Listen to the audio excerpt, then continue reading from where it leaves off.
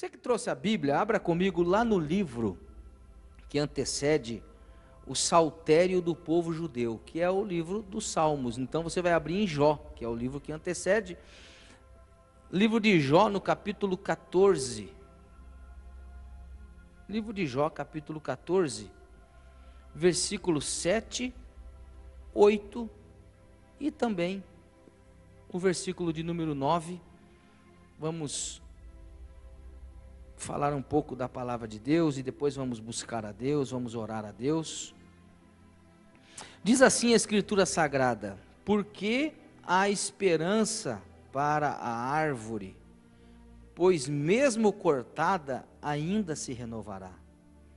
E não cessarão os seus rebentos, se envelhecer na terra a sua raiz, e no chão morrer o seu tronco, ao cheiro das águas brotará, e dará ramos como a planta nova. Diga graças a Deus. Toma o seu assento na presença de Deus.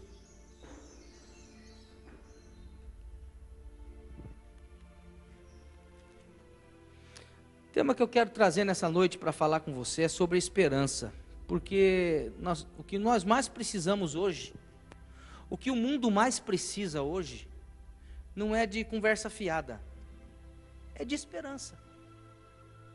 O que o mundo mais está precisando hoje é de uma palavra de ânimo, num mundo tão desassossegado, em um mundo de tanta incerteza, em um mundo de tanta insegurança. Eu penso que principalmente nós que somos da fé, nós que somos povo de Deus, nós que somos da família de Deus, mais do que nunca as pessoas que estão lá fora estão necessitando de uma palavra que venha de nós, uma palavra nossa, de esperança, uma palavra de ânimo, uma palavra que traga um certo ânimo para a vida das pessoas. E daí o tema dessa noite: ainda resta uma esperança. A palavra de Deus, ela diz lá no livro de Provérbios, capítulo de número 13, versículo de número 12, que a esperança que se retarda faz adoecer o coração. É o que diz a Escritura. A esperança que se retarda deixa o coração doente. Quando você tem esperança de alguma coisa e aquilo não acontece, o seu coração fica doente. Quando você tem esperança de que alguma coisa boa vai acontecer, mas essa coisa boa nunca chega, o seu ânimo muda, o seu humor muda. A doença se instala no corpo, e aí diz que o desejo cumprido é a árvore da vida. A palavra de Deus, no texto que nós lemos essa noite, fala que há esperança para a árvore cortada. Antes de entrar no texto com mais afinco nessa noite, eu preciso enfatizar que nós estamos vivendo momentos de angústia na terra. Nós estamos vivendo momentos difíceis sobre a terra. Nós estamos vivendo momentos de lutas na terra. E como se não bastasse isso, não é só na terra, mas é em nossa vida. Como se não bastasse isso, nós estamos vivendo momentos de lutas na família. Porque, queridos, precisamos entender que as lutas, elas continuam. Não é só hoje a pandemia, não é só os efeitos de uma pandemia que nos desassossegam, que nos tiram a paz, que nos tiram a alegria de viver, que nos roubam a esperança, mas ainda outras mazelas sociais continuam atacando o homem. Direta ou indiretamente, nós somos afetados por todas as coisas que já vinham acontecendo e que só se agravaram pelo fato dessa pandemia. Mas a AIDS continua matando, o câncer continua matando, dizimando vidas, a pressão alta continua fazendo as pessoas passarem mal, as pessoas continuam sofrendo os problemas no casamento, os divórcios continuam acontecendo e só aumentaram. A violência doméstica só passou a aumentar, e a crise então generalizada nem se fala. Então nós precisamos entender que todas essas coisas estão acontecendo e vão acontecer e vão continuar acontecendo. Por quê? Porque a palavra de Deus vai nos dizer lá no livro de 1 João, capítulo 5, versículo 19, que sabemos que somos de Deus. Tem gente de Deus aqui? Amém? Então nós sabemos, porque irmão, se tem uma coisa que nos tranquiliza em meio a tanta luta, se tem uma coisa que nos tranquiliza em meio a tanta desgraça, desculpa o termo de baixo calão, mas eu não vejo outro termo para colocar aqui senão desgraça, mas a verdade é que graças a Deus nós somos de Deus. Graças a Deus nós somos povo de Deus. Então João 5,19, 1 João 5,19 diz que somos de Deus, sabemos que somos de Deus e que o mundo inteiro jaz no maligno. Tendo isso como uma verdade, tendo isso como uma premissa nessa noite, nós não vamos muito longe para entender, não precisamos ir muito longe para entender que tudo que está acontecendo é consequência de o homem ter entregado o mundo de bandeja nas mãos do diabo. Isso você conhece a história, não preciso falar aqui, mas lá no Éden, quando o homem peca, o homem entregou deliberadamente o domínio desse planeta, o domínio desta terra que antes era do homem, porque Deus fez o homem para o domínio, Deus fez o homem para governar a terra, Deus fez o homem para lavrar a terra, Deus fez o homem para governar sobre os seres viventes, mas o homem entrega, quando peca, o homem entrega para Satanás o domínio desse mundo. E aí, meus amados irmãos, nós sofremos as consequências de um mundo estar no maligno, porque Satanás é o príncipe deste século, Satanás é o príncipe desse mundo e ele procura causar problemas em todas as áreas, todos os tipos de problemas, Satanás procura causar. Por quê? Porque a quem você resolve servir, você fica preso de certa forma. Eu me lembro agora, por exemplo, porque que o povo de Israel estava sofrendo lá no episódio de Elias, uma seca. Porque foi o profeta que profetizou que não ia chover, mas é porque Deus usou o profeta para profetizar, não chuva, mas Deus não mandou chuva. Por quê? Porque aquele povo estabeleceu um Deus, e o Deus era Baal, era Astarate, era a deusa da fertilidade, e se não tem água, não tem fertilidade. Então eu penso que Deus deve ter olhado lá de cima e falado: vocês estabeleceram outro Deus, vocês são cabeça dura, vocês insistem em ficar cultuando outro Deus, vocês insistem em ficar adorando outro Deus que não eu, então se esse Deus é Deus, Ele que resolve o problema de vocês. E eu penso que o que tem acontecido na nossa humanidade, não só no Brasil, principalmente no Brasil, que não tem um senhor e tem uma senhora, e isso é um grande problema, principalmente no âmbito espiritual, mas nós precisamos entender que então Satanás tem o domínio sobre a terra, Satanás tem o domínio sobre as coisas, mas eu preciso enfatizar que nós somos de Deus, diz a Escritura Sagrada, e quando nós entregamos a nossa vida a Cristo,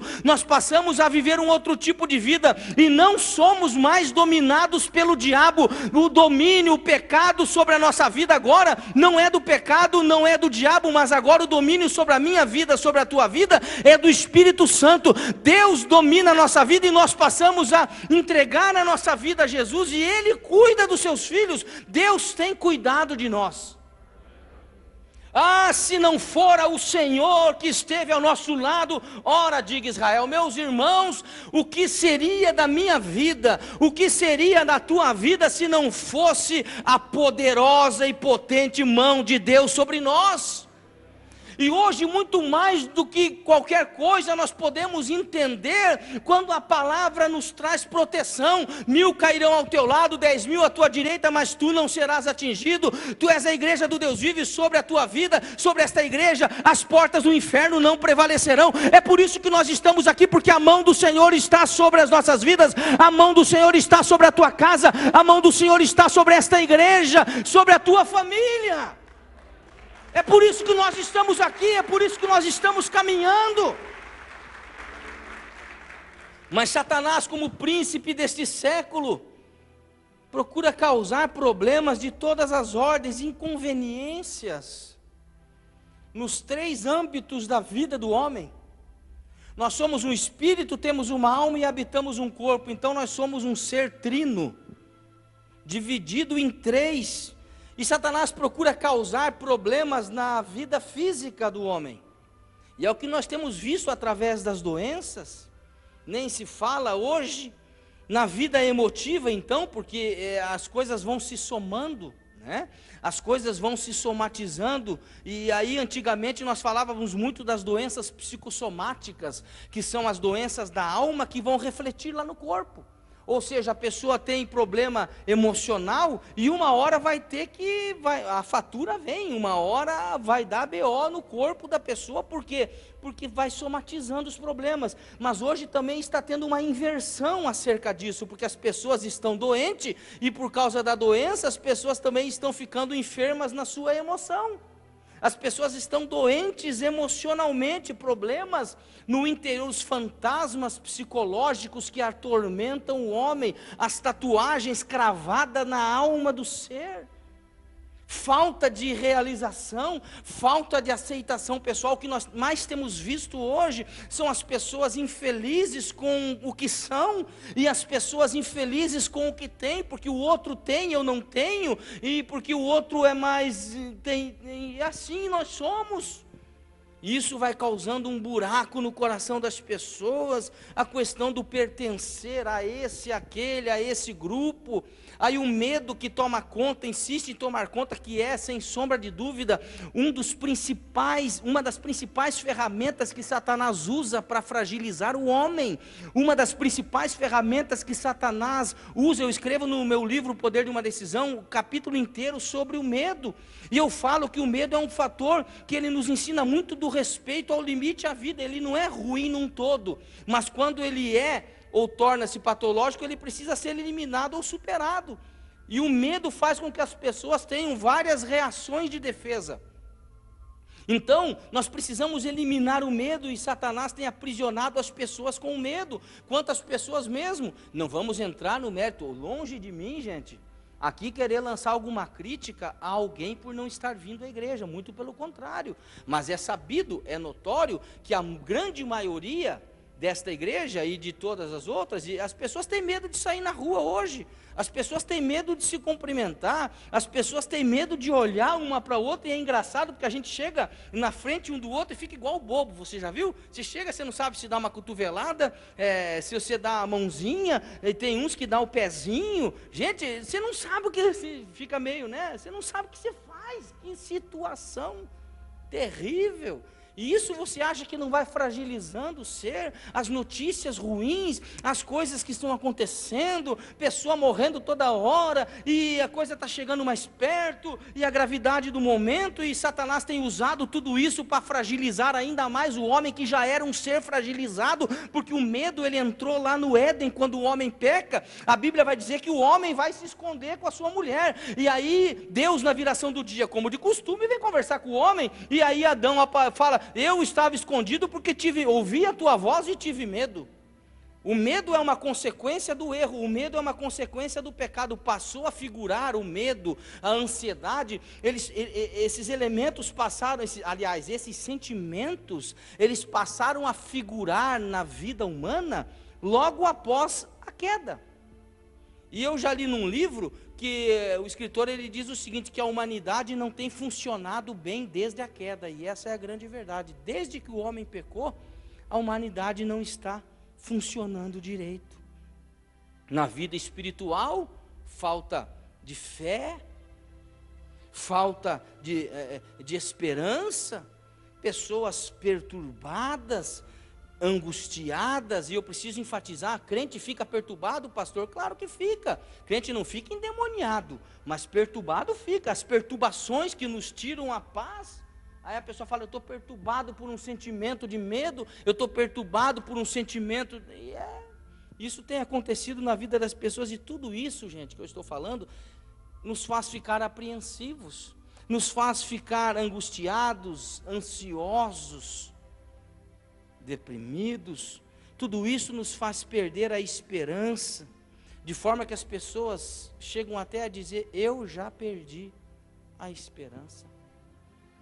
É duro quando você vai fazer um atendimento, e a gente tem atendido tanta gente, e principalmente no âmbito, na esfera, né, de família, quando você vai atender um casal, por exemplo, e aí você faz a pergunta: mas não tem mais jeito? não tem mais solução, ela fala, eu já perdi todas as esperanças. Aí se estabelece realmente um caos. O que é esperança? Esperança é um dos elementos que motiva o ser humano. A esperança é o que nos anima. Aliás, esperança é um dos atributos do nosso Deus. Deus é um Deus de muitos atributos. Quando você olha para a Bíblia, e essa é a maravilha de servir a um Deus como o nosso, gente. É um Deus que, se você precisa de prosperidade, tem Jeová Jiré, o Deus provedor. É um Deus que, se você está enfermo, tem Jeová Rafa, o Senhor que sara. É um Deus que, se você está esperando justiça, tem Jeová Tzidkenu, a justiça é nossa. E poderia falar Jeová Ra, Jeová Samá, Jeová Elion, poderia falar Emanuel, um dos nomes, Emanuel, Deus conosco. A esperança do Senhor estar conosco. O nosso Deus é um Deus de muitos atributos, Deus onisciente que conhece, Deus onipotente, poderoso, Deus onividente que vê todas as coisas. E um Deus de esperança. O que é esperança? Esperança é quando você, por exemplo, você vai entender o que eu vou dizer. Quando alguém está numa sala de espera em um hospital, quando um filho foi atropelado e de repente ele está sendo submetido a uma cirurgia e os pais ficam na sala esperando, apreensivos, a mãe chorando, o pai nervoso e nunca vem, o médico não vem, essa cirurgia não acaba e de repente abre a porta e o médico vem e fala para a família, olha, a cirurgia, graças a Deus, foi um sucesso, creio que seu filho vai ficar bem. A esperança. A esperança quando você vai distribuir um currículo, por exemplo, em dias de desemprego, em dias de crise, você vai distribuir um currículo e alguém diz para você, olha, hoje nós tivemos muitos candidatos a essa função, mas o teu currículo é muito bom, eu creio que você vai ser chamado, aguarde o telefonema. Você sai de lá como? Esperançoso. É um fio de esperança que carrega o coração. E eu quero dizer para você nessa noite que o Deus da esperança está nesse lugar. Eu vim dizer para você que vai ficar tudo bem. Diga para o seu irmão, vai ficar tudo bem, irmão? Aleluia. Você acha que eu vou perder a oportunidade, irmão, de falar? Não é porque está de máscara que vai deixar de falar. Vai ficar tudo bem. Diga glória a Deus. Então, o versículo de número 7 diz o seguinte, porque há esperança. Diga comigo, há esperança. Fala forte, há esperança. O mundo está cheio de pessoas decepcionadas. O mundo está cheio de pessoas frustradas, chateadas, por quê? Porque colocaram a sua esperança em coisas falíveis, e quando você coloca a sua esperança em coisas falíveis, o resultado não pode ser outro senão frustração, senão decepção. As pessoas colocam a sua esperança nas pessoas, e aí se decepcionam, porque elas vão entender muito cedo que amigos não são tão amigos assim, que aquele que era confiável não era tão confiável assim, que o dinheiro que você guardou, fez uma poupancinha, de repente chegou uma situação de desfavor na vida, e você precisou se desfazer de toda aquela poupança, que ao longo dos anos você fez, e aí você vai ficar sem o dinheiro, e aí você vai falar, minha esperança foi embora. O corpo, meus amados, uma hora ele envelhece. Ah, meu Deus do céu, e como envelhece? Isso aqui, gente, tem validade. Por isso nós devemos cuidar bem do corpo. Primeiro porque é o templo do Espírito, diga glória a Deus. E segundo porque a gente quer viver mais. Quem quer viver mais? Ele levanta a mão. Então cuida do seu corpo, irmão. Faça exercício. Ah, quem fala. Coma menos doce. Ah, quem fala. Esse dia eu fui no médico, o médico falou, rapaz, tua glicemia, ela tá no limite aqui, você vai ter que dar uma diminuída do doce. E aí agora, Rodrigo, toda hora, ontem eu fui na panificadora, comprei uma trança daquelas bonitas, com aquele açúcar de confeiteiro em cima, coco por dentro. Ah, meu Deus do céu, quando eu abri ela assim, aquela coisa suculenta, quando eu fui morder, o médico, cuidado com a sua glicemia. Falei, misericórdia, Senhor, nem poder comer direito a gente consegue mais. Por quê, irmão? Porque tem que cuidar. Eu já não estou mais com 20, meus 23. O tempo passa, irmão. O tempo vai passando. Tem que usar esses negócios aqui, ó, para poder enxergar e tudo mais. Então, tem validade. A religião, eu estou falando de coisas que nós botamos a esperança, e muitas vezes, gente, a esperança falha, porque nós colocamos em coisas que nós não deveríamos colocar. A religião, muita gente coloca a sua esperança na religião, e isso é um grande erro, porque a religião nos cansa. Vamos falar a verdade, gente, a religião cansa o homem. Entenda, religião é uma coisa, Jesus é outra. A religião cansa, mas Jesus descansa. Jesus disse lá em Mateus 11:28, vinde a mim, vós todos que estáis cansados e oprimidos, e eu vos aliviarei. Tomai sobre vós o meu jugo e aprendei de mim, que sou manso e humilde, e encontrarei descanso para as vossas almas, porque o meu fardo é leve e o meu jugo é suave.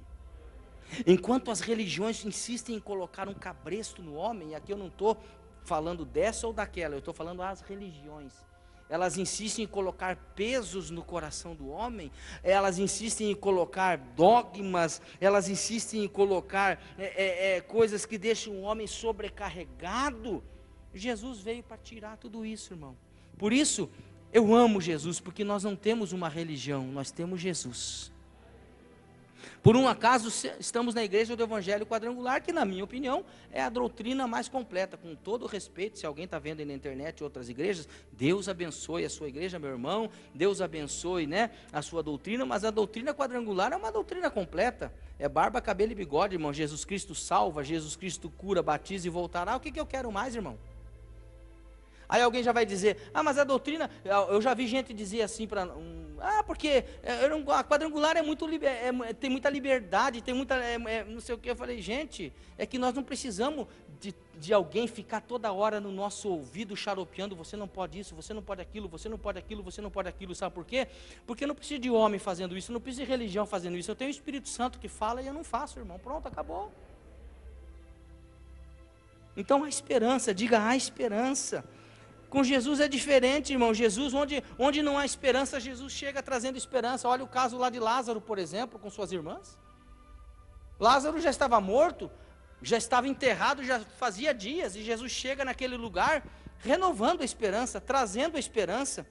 Quando a filha de Jairo estava morta, Jesus chegou naquele lugar trazendo esperança. Se eu pudesse falar de esperança aqui, nós íamos noite adentro, mas tem outras peculiaridades do texto que nós precisamos enxergar aqui e conversar um pouquinho. Então a primeira coisa que eu enxergo nesse texto é que a esperança, mesmo no momento de dificuldade, mesmo no momento que a gente acha que acabou, Jesus vem dizendo, não acabou, ainda há esperança. Para a árvore cortada, diz a Bíblia, para a árvore cortada, o que é a árvore cortada? São pessoas que sofrem. Sabe, há quem diga que inclusive as árvores choram, os amantes da natureza inclusive chegam a dizer e a afirmar que as árvores, os sulcos que elas derrubam são quando são cortadas, são lágrimas, porque há uma correlação muito grande. Aliás, a árvore e o ser humano tem uma correlação muito grande, se você for entender, porque está arraigado no chão, está plantado no chão. E nós estamos aqui de forma tal que nós somos muito apegados a essa terra, gente. Nós somos muito arraigados a essa terra, nós somos muito plantados a essa terra, de forma que o céu para nós muitas vezes se torna algo difícil de entender. Tem gente que eu já vi crente, pastor João, dizer para mim, mas o que eu vou fazer no céu? O que eu vou fazer no céu, meu irmão? Eu também não sei, mas eu quero ir para lá. Ficar aqui é que eu não quero.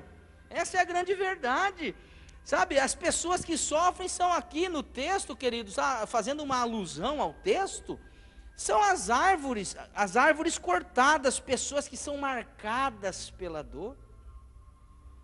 Quantas pessoas estão nesse momento sendo marcadas pela dor? Quem sabe você ao longo da sua existência, meu querido irmão, minha querida irmã. Quem sabe ao longo da sua vida você tem sido marcado, a sua vida tem sido marcada pela dor. Quem sabe a sua vida tem sido marcada pela angústia. Mas a Bíblia vai dizer que há esperança para esta árvore com dor, há esperança para esta árvore angustiada, há esperança para a árvore cortada, morta, seca, sem vida, há esperança. Quem sabe você que está me ouvindo em casa, eu quero dizer que há esperança para você em Jesus. Sabe, se você for ver, o próprio Deus nos comparou com as árvores. Salmo 1,3 diz: serão como árvores plantadas junto a ribeiros de água, a qual dá o seu fruto na estação própria. Isaías 61, versículo 3 vai dizer: carvalhos de justiça plantados pelo próprio Deus. Cantares capítulo 4, versículo 12 vai dizer: jardim fechado, você é um jardim fechado, regado pelo próprio Deus. Ou seja, meu irmão, há um cuidado de Deus sobre a nossa vida. Sabe, em todo tempo nós podemos sentir o cuidado de Deus para conosco. Eu queria que você saísse daqui nessa noite, confiando no cuidado de Deus sobre a tua vida. Cuidando que sobre toda e qualquer situação, Deus está no controle da tua vida.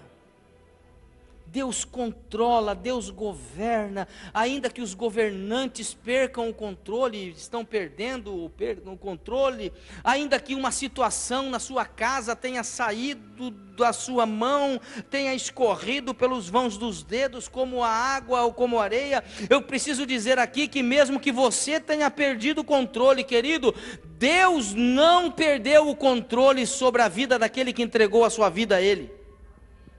Se você já entregou sua vida para Deus, se você já entregou sua vida para Jesus, acredita, meu irmão, Deus tem o controle sobre a sua vida. Em terceiro, para a gente caminhar rápido aqui, que a gente tem que orar ao cheiro das águas. Versículo 9 diz assim: ao cheiro das águas. Água na Bíblia, eu não sei se você sabe, mas a água na Bíblia, ela é tida como, tem vários simbologias. O Espírito Santo na Bíblia tem várias simbologias. Quando você fala do Espírito Santo, você pode fazer uma correlação imensa, principalmente com os maiores e mais poderosos elementos da natureza. O Espírito Santo está representado, emblematizado, tipificado na Escritura como vestuário, como a pomba, como penhor, como fogo. Quando se fala de fogo, se fala do Espírito. Ele está simbolizado como selo, ele está simbolizado como azeite. Sempre que a Bíblia vai dizer, na maioria das vezes em azeite, nós podemos fazer uma correlação com o Espírito Santo. Ele está correlacionado como servo, ele está correlacionado como vento, ele está correlacionado como a água. A água na Bíblia é símbolo do Espírito Santo. E sabe, deixa eu dizer uma coisa: onde tem água, tem vida. Meu irmão, você não entendeu. Onde tem água, tem vida. Sabe por que você ainda consegue sorrir diante de uma situação como essa que nós estamos passando? Sabe por que o crente continua passando? Sabe por que o crente continua confiando? Sabe por que o crente continua tendo esperança? Não é porque nós somos bobo alegre não, gente. É porque tem água na nossa vida. É porque tem o Espírito Santo. E se tem o Espírito Santo, tem vida na tua vida.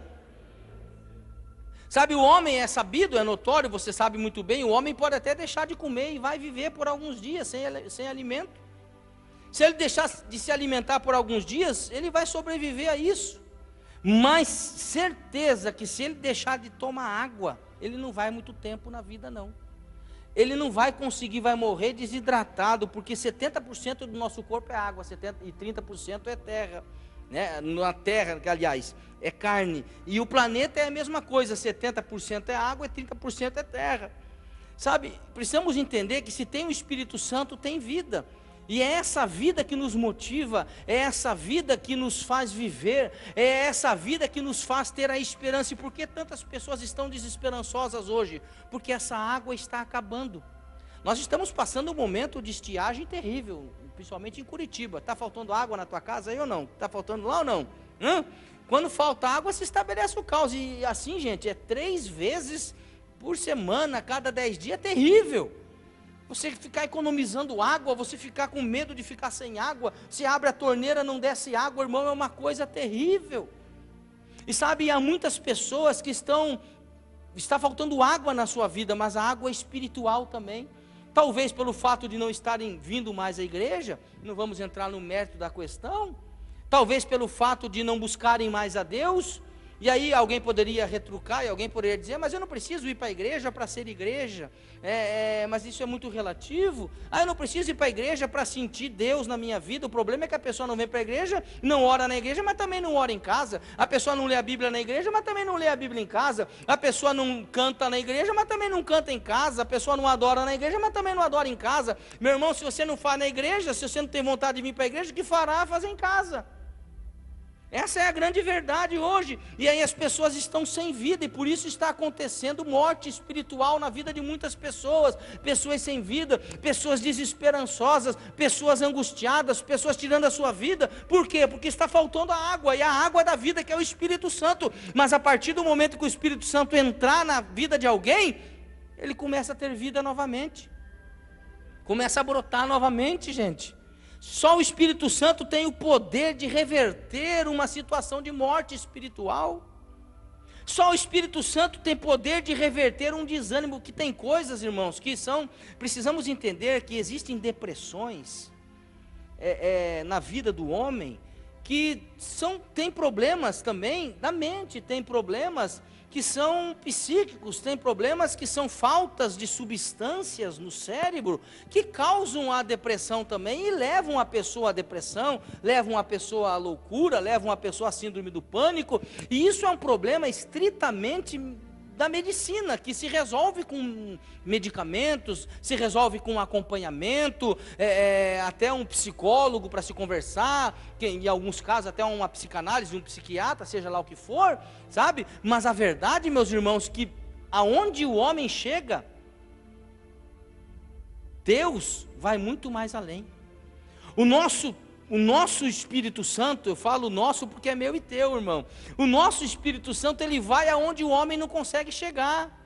O Espírito Santo vai aonde a medicina não atua, porque chega uma hora, irmão, que a medicina, a esperança é no remédio, mas eu já estou tomando remédio, mas não está dando certo. Vai e troca remédio, não está dando certo. Vai no doutor, não dá certo. Conversa com o psicólogo, não dá certo. Conversa com o psicanalista, não dá certo. Irmãos, não me desfazendo disso, porque isso tudo é muito válido e útil, inclusive. Mas eu preciso enfatizar que muito mais além disso, irmão, a nossa esperança tem que estar no Espírito Santo. Por quê? Porque quando o Espírito Santo entra na vida de alguém, ele vai trazendo força, ele vai renovando, ele vai trazendo frutos na vida daquela pessoa, aquela árvore cortada. E aí a Bíblia vai dizer, né, no próximo texto aqui, no próximo versículo, a Bíblia diz que brotará e dará ramos como a planta nova. Eu preciso dizer aqui que nessa noite, Deus te trouxe aqui porque a água da vida está nesse lugar, e você vai produzir novamente. Eu quero dizer para você, meu irmão, que essa luta não vai acabar com você, essa angústia não vai colocar você na lona,